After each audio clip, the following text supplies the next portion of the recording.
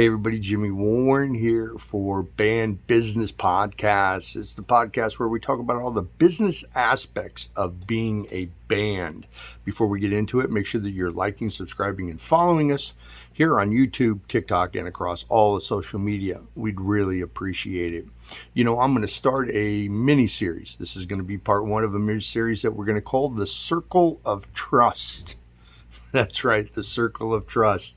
And this first part, part one, is going to be about choosing and selecting the right members, making sure that you're getting into the right situation with the right people. And, one of the things that is really, really common with people that are trying to get into bands is they'll go to an audition. Let's say, somebody's looking for a guitar player and you're a guitar player. And you go to an audition and you learn your parts for whatever songs you're going to do. You go and you play your songs. Typically, that's what's important to them. What kind of gear you got? Do you know the material? I mean, can you learn? Can you play? That kind of stuff. But something that's really important to remember is that when you go to the audition, you want to be auditioning and interviewing them just as much, if not more, than they are going to do that to you.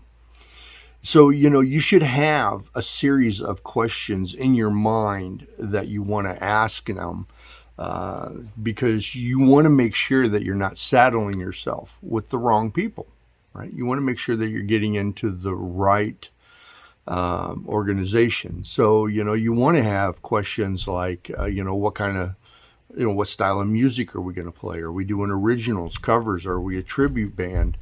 How many times do you plan on playing? Is this just a local thing on weekends? Is this something that we're going to, do kind of regionally? Are we going to tour? Are we going to release albums? Are we going to write original material? How long have you been doing it? Where's the band at? Is it a business? Is it an LLC? Are you guys signed up with ASCAP, BMI, Sound Exchange, those sorts of things? You can, really get an idea of where people are at by asking all those kinds of questions. And the reason that you need to ask a lot of questions and gather a lot of information is because you want to make sure that you're surrounding yourself with like-minded people. Right? There's nothing worse than getting in a situation and getting down the road 6, 9 months, a year down the road, and you go realize, man, it's like we don't want the same thing. We're not trying to do the same thing here. You want to make sure that everybody is on the same page and marching in the same direction.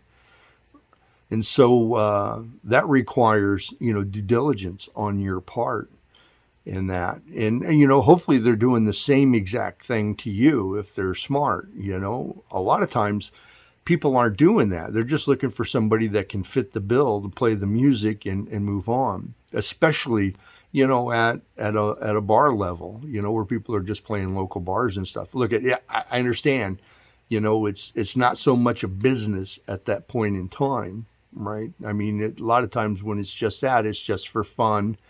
It's just to do something that you enjoy and get out and have some fun and play some music and, use your creative abilities. And that's all good and well.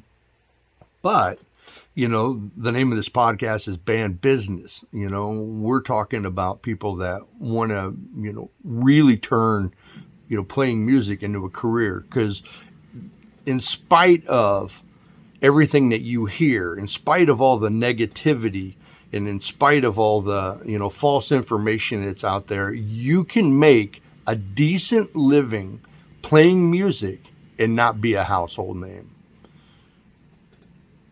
Now, you might be going, I don't know how that's possible. But it is. It's more than possible, because in those situations, you got to determine, what it is you need in order to make a living. I mean, how much money do you have to have at that point in time? Is it $40,000 a year? Is it $60,000? Is it 80? Is it 140? What is it? And then that's going to help determine, your next steps. What are you going to have to do? Because I know solo guys out there that are doing, solo gigs by themselves, making $500 a night, selling product at each show, making an extra $100 a night and getting their rooms taken care of. And they're doing that 3, 4, 5 nights a week. That's good money. There's nothing wrong with that, you know. And you always got to have, and I'm guilty of this, you know, sometimes I don't have merchandise. And it's probably because, you know, since I came back into music, I've been really, really lax on that until now, because now I'm focused on making new music and releasing new albums and touring. And so if that's the case, you want to make sure that you have product. Now I'm digressing and I'm going down a rabbit hole, but all I'm trying to say is that you can make a good living at doing this, you know, at any level, if you want to, you know, if you know how to treat your band as a business, how to function, you know. And I know a lot of people, man, they'll just do it and they'll just get paid cash and they'll just, you know, go on about their way and stuff like that. And, you know, hey, I'm not going to judge when it comes to that. But you can do it right. You can pay taxes and do all the right things and still make a living. Now, but if you're going to do it in a band setting, whether it's a trio, a duo, whether there's 4 of you, whether you got an 8-piece band, whatever it is, you're going to have to make sure that you're getting with the right people. And so, you know, asking all these kinds of questions at an audition, or asking all these types of questions in a setting with other people that you're looking to get involved with, you know, is important, right? It's really, really important. Sometimes, you know, not sometimes, every time, it's better to be around like-minded, responsible people that are honest, you know, that are working above board, that are looking out for your interests as equally as they're looking out for their own. It's better to work with those people than it is to work with the most amazing musician in the world that's an asshole. And so you want to saddle yourself with the right people. And some of the things that are really important that you need to make sure, you know, is, are we on the same page? You know, do we all have the same goals? Do we all have the same aspirations? You know, are we all marching in the same direction? Because if you're not, if you get in a band where you're the only one that wants to record albums and tour, you're going to get frustrated at some point and it's going to cause problems. If you're getting into a band situation where, you know, somebody in the band is a complete asshole and it has an ego the size of, you know, a freight train, well, then, you know, you probably saddled yourself with the wrong people. And there's a lot of good people out there. You know, there's a lot of good people making music. There's a lot of people that want, you know, to play music and earn a living, or, you know, or even make extra money, that don't want to have to deal with all the bullshit. And that's the worst thing in the world. And so that's why it's so important to make sure that you're strapping yourself to the right people in the right band. You know, you got to find out what's going to be best for you, because, you know, look at, you're a part of a unit once you become in a band, right? You're part of a unit, and everybody has to pull their weight. Everybody has to do their part.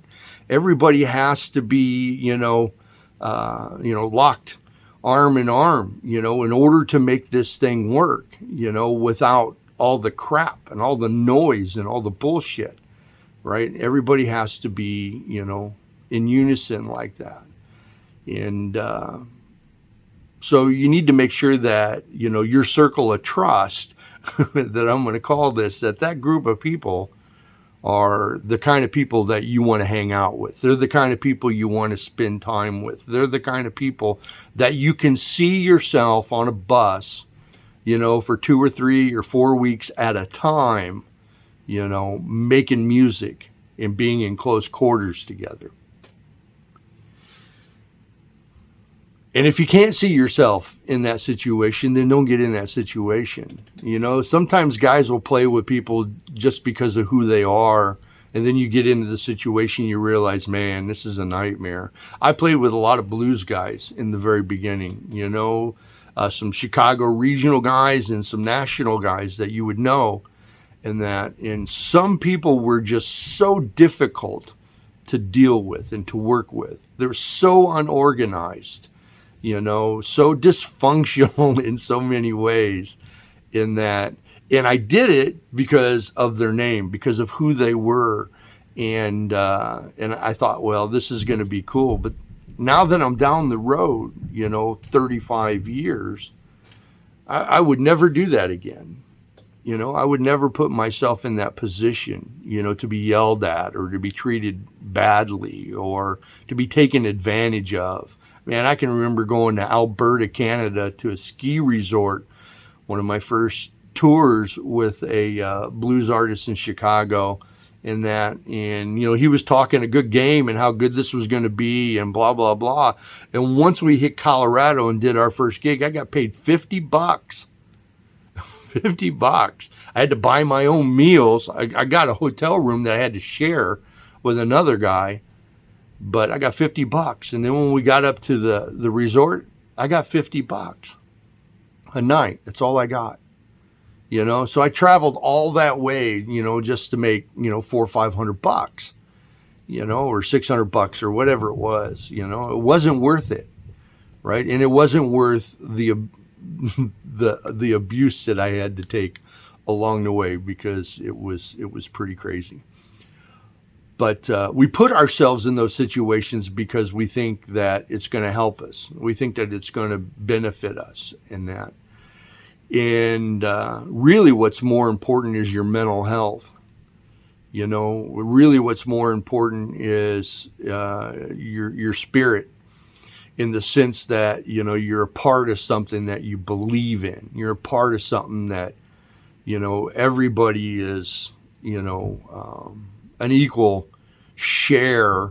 If it's a band situation, I mean, if you're a hired gun, that's another thing, but you still want people to be decent to you and treat you well. That's why it's really important to make sure that when you're looking for a band or you're looking for bandmates, you're really looking, thinking this thing through. A lot of ads, man, you see ads on Craigslist or in different places. I need somebody with pro gear, and a pro sound that can play these songs. And that's typically all they're looking for. They don't care what your personality's like. They don't really care what your history's like. I can't even tell you how many auditions I've gone to over the years where I was never asked any questions. Never asked any questions. The only thing that I was required to do was play the songs. And to me, that is such a waste of time. It's such a waste of time. If you're not going to try to discover who I am to see whether or not I fit in with you, and I'm not going to try to discover who you are to see if you fit in with me, because, it's an equal thing.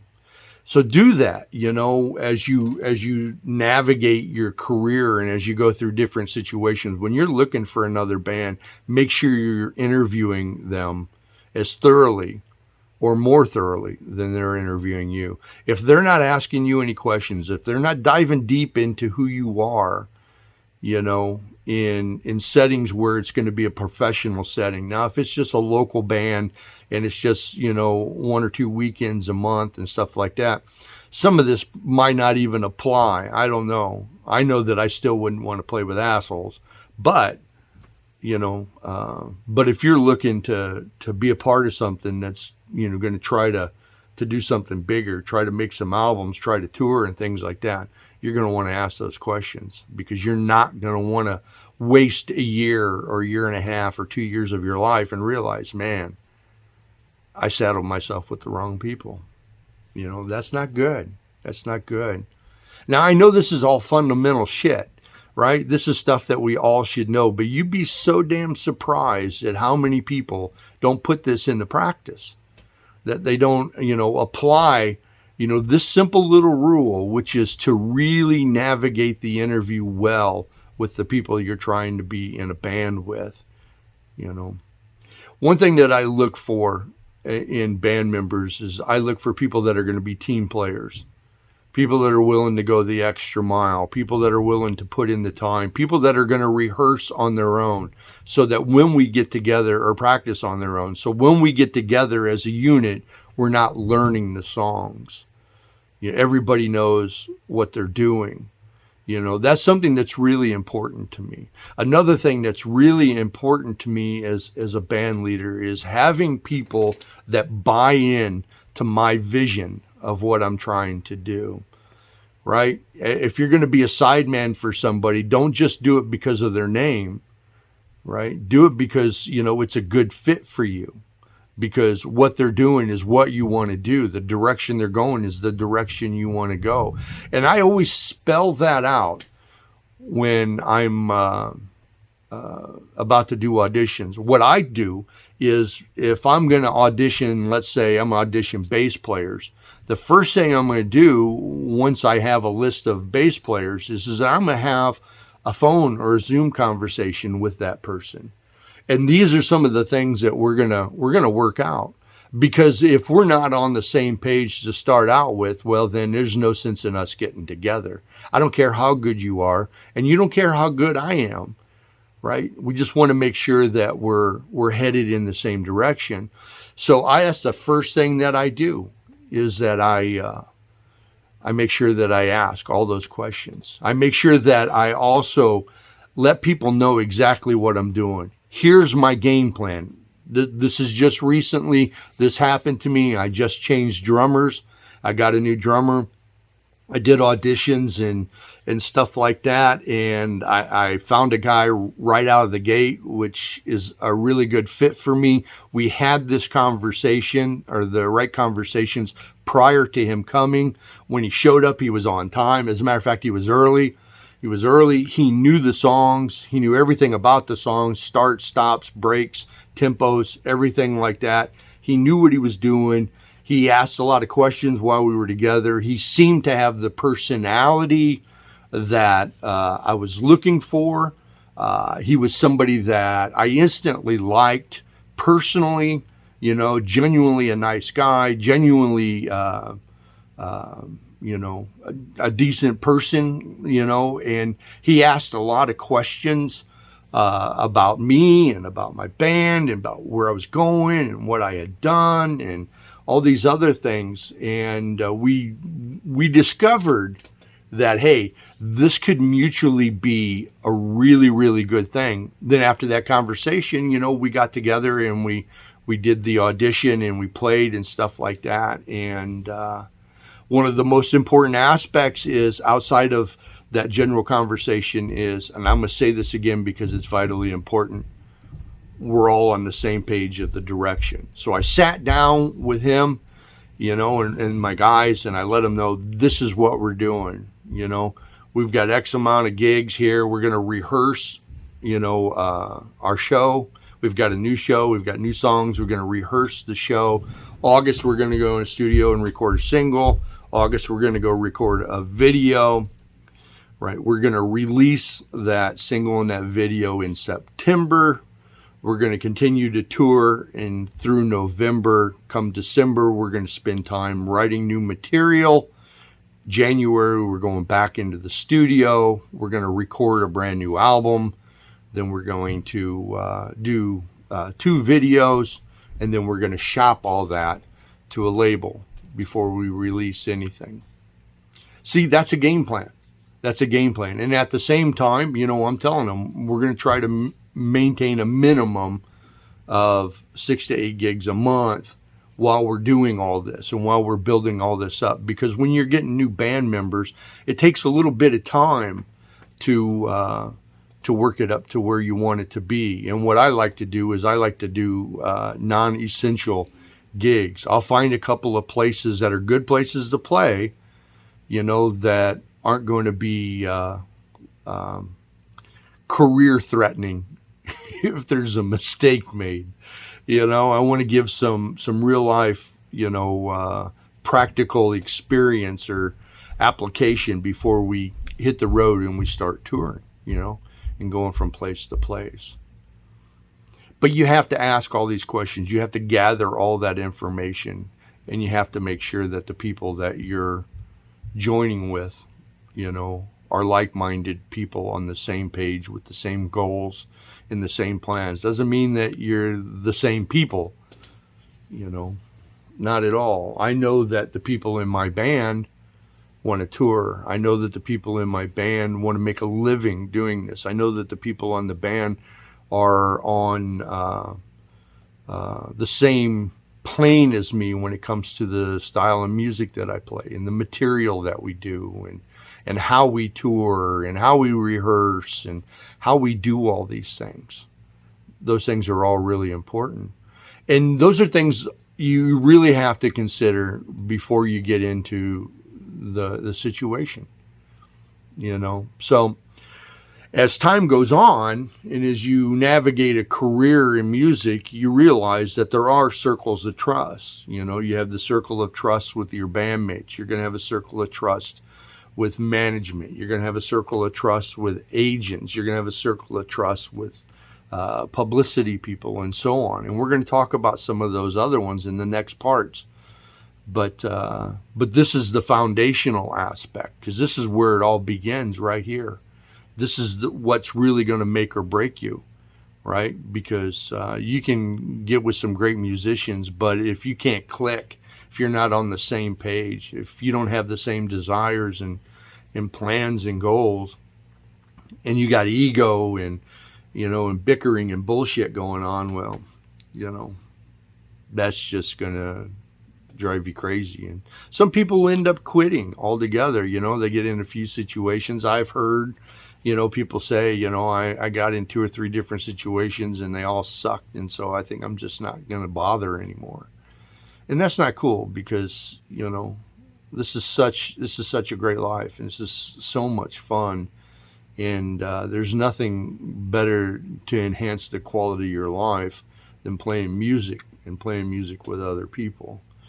So make sure that whoever is entering your circle of trust when it comes to bandmates, you know, they're on the same page as you. They have the same goals as you. They're like-minded. You know, you can see yourself spending time with them. You know, you can see yourself going on tour with them. These are people that you enjoy, that you trust, that are honest, you know, and that are going to have your back the whole time. And I think if you follow those principles, and if you ask those questions, you won't put yourself in situations where, you know, you go, what the fuck did I just do? You don't want to do that. So I appreciate you tuning in to this episode of Band Business. I hope you got something out of it. Do me a favor, make sure you're liking, following, and subscribing to us here on YouTube, TikTok, and across social media. I really, really appreciate it. Join me next week for part 2 of the Circle of Trust, where I'm talking about getting a manager. Yeah. Should you have a manager? Who are you going to put into that circle of trust? Or are you even going to put somebody into it? Until next time, I'm Jimmy Warren for Band Business. Have a great day.